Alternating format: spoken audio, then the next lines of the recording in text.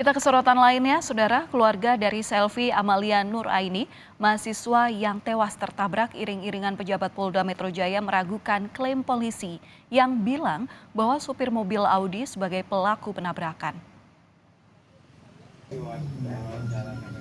Keluarga almarhum Selvi meminta polisi untuk berani menjelaskan kejadian yang sebenarnya.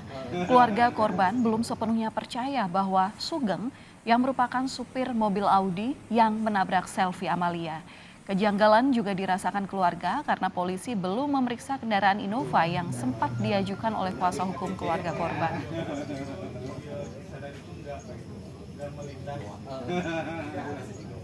Pihak keluarga sudah jadi korban keponakan kami, kepalanya dilindas tanpa ada perasaan.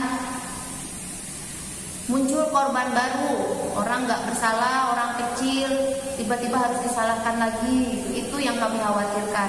Kalau kami mempercayai begitu saja, apa kami tidak ikut berdosa? Pihak kuasa hukum kami pernah menyebutkan ada Innova, tidak ada salahnya diselidiki gitu.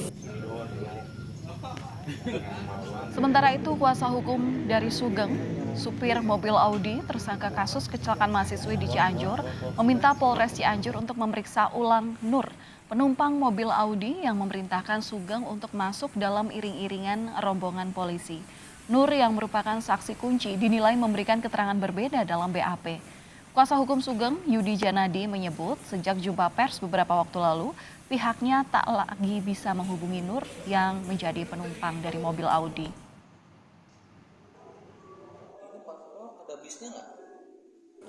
Ibu Nur dan babysitter ya, itu juga adalah saksi kunci. Saksi kunci yang bisa meringankan bahkan membebaskan Sugeng. Karena dialah satu-satunya orang yang tahu dan mengalami terjadinya kecelakaan. Tapi saya pada jam waktu maghrib itu udah lost kontak. Ketua Indonesia Police Watch (IPW) Sugeng Teguh Santoso menyebut iring-iringan kendaraan polisi memang diprioritaskan di jalan raya, tapi tidak termasuk kendaraan pribadi yang bukan bagian dari iring-iringan tersebut. IPW menambahkan pelanggaran yang dilakukan oleh Kompol D bisa dikategorikan sebagai pelanggaran berat, yakni pelanggaran etika kelembagaan dan pelanggaran etika pribadi, bahkan bisa masuk dalam pelanggaran pidana yakni perzinahan.